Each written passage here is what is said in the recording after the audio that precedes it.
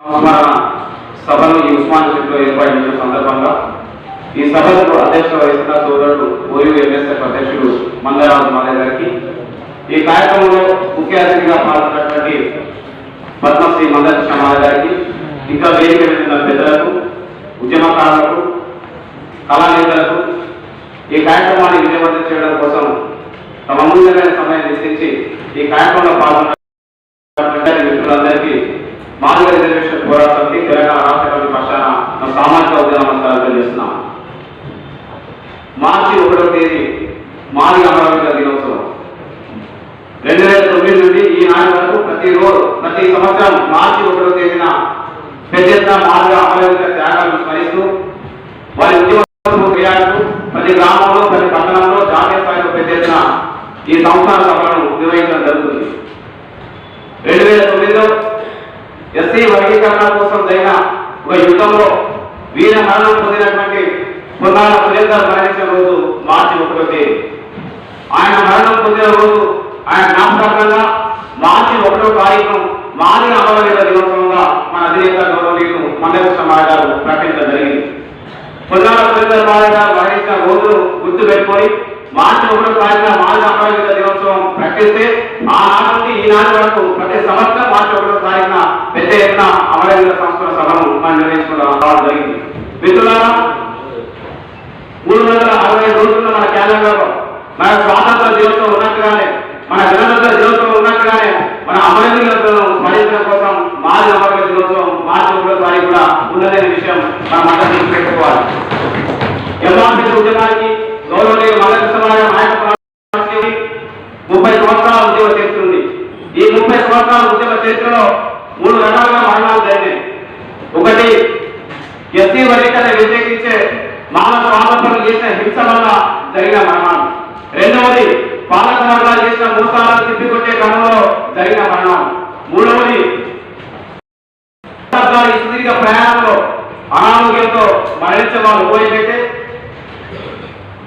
అనేక సభలు, వందల వేల సభలు, లక్షలాది మంది జరిగిన సందర్భాల్లో సభలకు వస్తున్నప్పుడు వెళ్తున్నప్పుడు కొంతమంది రోడ్డు ప్రమాదాల్లో కూడా మరణించడం జరిగింది.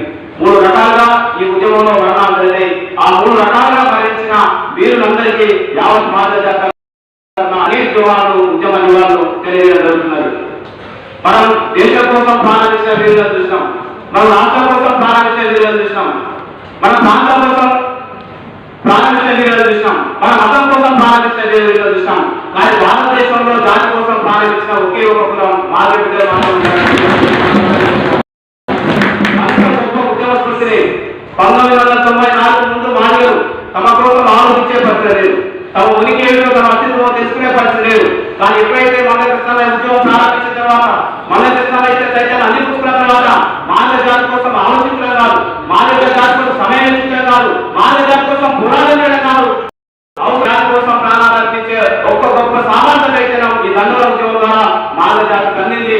అయితే అంతిమంగా మాదిగ అమరుల ఆశయాలు నెరవేర్చాల్సిన బాధ్యత ఇవాళ మనందరి మీద ఉంది. నిజంగా మాదిగ అమరులకు నిజంగా ఇవాళ ఎత్తించాలంటే వారి ఆశయాలను ఎస్సీగా సాధించడం ద్వారా, రెండోది చరిత్రలో వాళ్ళ గౌరవమైన స్థానం తీసుకురావడం ద్వారా మాత్రమే వారి విలువ, వాళ్ళ గౌరవం తరతరాలు నిలబడుతుందనే విషయాన్ని అర్థం చేసుకోవాలి.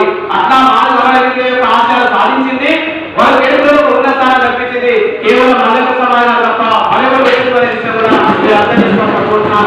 కొంతమందికి అమరవీరులను అడ్డు పెట్టుకొని పరువులు సంపాదించుకోవడం కోసం, పేరు నిలబెట్టుకోవడం కోసం, అవకాశాలు నిలబెట్టుకోవడం కోసం అది ఫ్యాషన్ గా మారింది. కానీ ఇవాళ 3 దశాబ్దాల ఉద్యమంలో ఎస్సీ వర్గీకరణ సుప్రీంకోర్టు తీర్పులను సాధించిన తర్వాత లోకమంతా మందకృష్ణ మాలయ్య నాయకత్వాన్ని కీర్తిస్తుంటే ఈ ఘనత నాది కాదు, ఇది మాదిగ అమరుల ఖచ్చితంగా ప్రకటించిన నిజమైన నాయకుడు.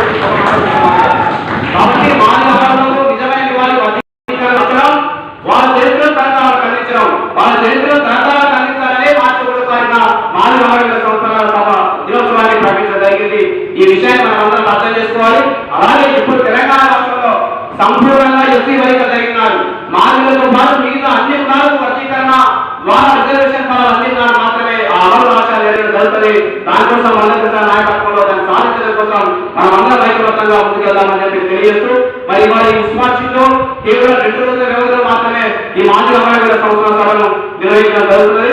ఈ 2 రోజుల వ్యవధిలోనే 24 గంటలు ఈ సభను విజయవంతం చేయడం కోసం అహర్నిశలు శ్రమించినటువంటి ఎంఎస్ఎఫ్ నాయకత్వానికి సాధారణ సహకరించిన ఎంఎస్పీ నాయకత్వానికి, ఉస్మాన్ సిటీ మన మేధావి వర్గానికి, ప్రొఫెసర్లకు, అలాగే ఈ కార్యక్రమంలో అన్ని విధాలుగా ఏర్పాటు చేయడానికి సహకారం వాళ్ళు, భోజనాలు ఏర్పాటు చేసిన వాళ్ళందరూ కూడా ఎంఆర్ఎస్ తరఫున హృదయపూర్వక ధన్యవాదాలు తెలుసుకుంటాం. జై మాతా, జై మాతా.